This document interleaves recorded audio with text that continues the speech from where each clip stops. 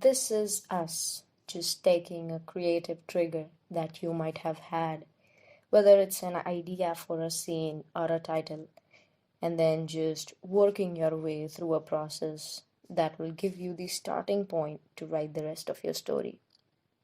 It's important to know that what story you're writing is something that you, as a reader, would also enjoy reading.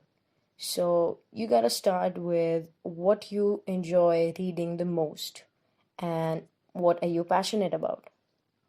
But how do you figure out what your writing voice is? There's a lot of ways to approach this and no specific technical way to do it.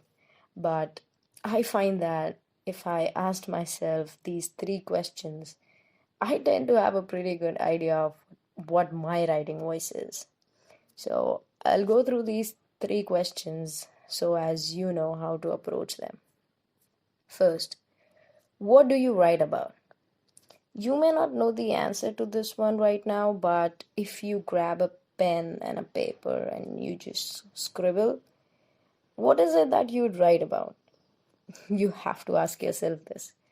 There must be something that you enjoy reading, thus, you may write about that. Let's move on to the second one. What kind of stories get you going? See, I talked about passion earlier, and I have to say, you have to fuel that fire. At first, work with stories that you are passionate about.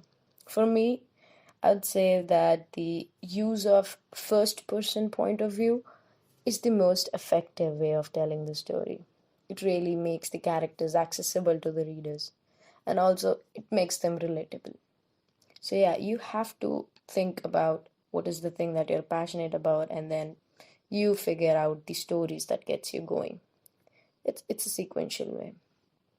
The third question is, if your writing was a person, what would be its top 5 attributes? Okay, this is just a fun way of having a different perspective on your writing. So pick any attribute that you like. It could be anything. Like for me, I need it to be sassy in an intellectual way, or it can get emotionally charged, often filled with humor, or strong female leads, like this. So you have to be really confident about your writing, and if you can write more of it, then it can be consistent. So go ahead. The most important thing is just that you get started.